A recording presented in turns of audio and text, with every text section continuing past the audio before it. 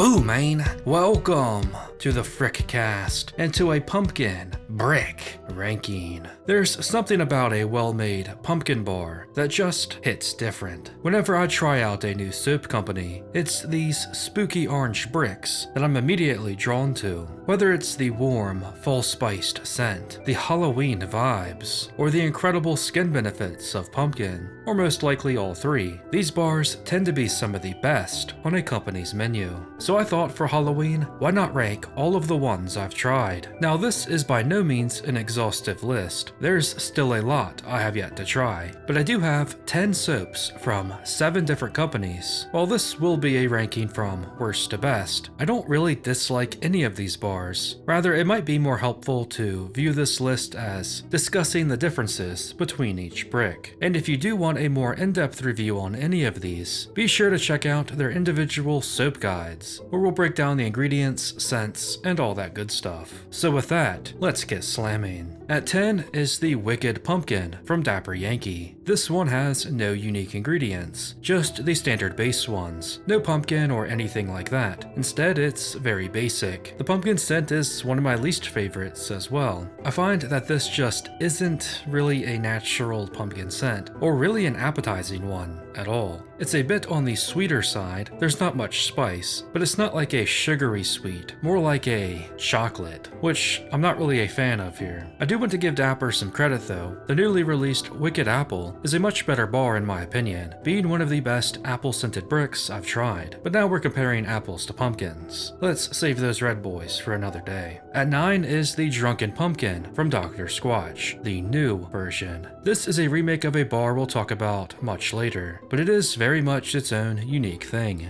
Unfortunately, I'm not really a fan of what it's going for. This is easily the most synthetic smelling bar on this list. It's very sporty, almost like a body wash. Of course, it does have some breezy pumpkin to round it out into a full scent. It's not bad, but maybe my least favorite smelling bar on this list. It does have pumpkin seed powder, which is a nice touch, and there is also pumice for a medium grit, which makes it feel pretty good to use. I didn't mention it in my review, but I kind of find the inclusion of pumice here to feel a bit out of place. Pumpkin bars tend to be smooth, and Squatch bucks that trend here, but pumice and pumpkin is kind of an odd combo to me. There's just something about this bar that I find off, but I have ranked it above the Wicked Pumpkin because to its credit, it's easily the best feeling bar to use in this section of the list. At 8 is the Evil Pumpkin from Hoffman's. Like the Wicked Pumpkin, there are no unique ingredients, no pumpkin or anything like that. In fact, I'd say it's probably the weakest cleaning on this list, but certainly not bad. It's more of a scent-based brick, and in that regard, it's one of the strongest. This one's more like a pumpkin spice style, like pumpkin cookies, or in my opinion, freshly baked pumpkin bread. There is a good bit of spice here, like cinnamon, or a good bit of sweetness, like caramel. Overall, it's just very delicious. Now, if you're wondering where the other Hoff bricks are, like the Last Ride and Dead Hollow, I opted not to include those on this list. Although they do contain pumpkin as a fragrance note, I find they are much more cinnamon and apple scented respectively. They would rank right behind the Evil Pumpkin though. At 7 is the Jacko Punk from Lather. I'm much more of a fan of the scent here than the Rustic Pumpkin, but I do find the clean is a downgrade. This one has, unfortunately, no unique ingredients of note. No pumpkin main. However, I would say that this one does edge out the other no pumpkin bars in the shower. And again, I really like the scent here. It's a much more bright, vibrant scent that to me has strong hints of apple or apple cider. Still though, there are buttery notes of pumpkin, as well as warm notes of caramel that make for a nice autumn scent. At 6, it's the Rustic Pumpkin from Lather, their other pumpkin brick. This is a very unique bar, perhaps the most unique on this list. Other than the new Drunken Pumpkin, this is the only other bar today to feature grit, a medium grit via sand. However, I don't find it feels out of place here, as it fits with the more rugged, rustic vibe of the brick. In fact, the bar feels great to use, and that's in part due to the inclusion of goat's milk, honey, and pumpkin puree oil, making for a thick lathering, deep cleaning wash that helps it edge out its lather counterpart, despite me preferring the Jacko Punk scent. The scent here though is also unique. Again, it's more rustic and rugged, it's more earthy and bourbon-esque than most of the others, and I think the best way I can describe it is as a baked pumpkin pie, one with a generous dash of spiced rum, and one that may have been left in the oven a bit too long. Honestly, the scent kind of bordered on being almost unpleasant at times in the shower, smelling like ashes or burnt pumpkin pie, which is what keeps it from being higher. But that might just be me, and I think the bar has a lot of redeeming qualities. I think it is very well made. At 5 is going to be the Smashed Pumpkin from Brick Box. This is an impressive bar, and one that I really appreciate what it's going for. It's also just a really big, thick brick, weighing in at 6 ounces. I just love the look and feel of it. It's another one of the toasted pumpkin variety with a bourbon edge. But all of that is really in the background here. Instead, it's going to be sandalwood, vanilla, and tobacco that are the stars here. It all mixes well together, providing a light and airy scent with some woody, sweet, and creamy notes. Just very relaxing and smooth. The bar itself is also smooth, with a nice milky lather, courtesy of goat's milk and pumpkin puree, making for one of the best feeling and most moisturizing on today's list.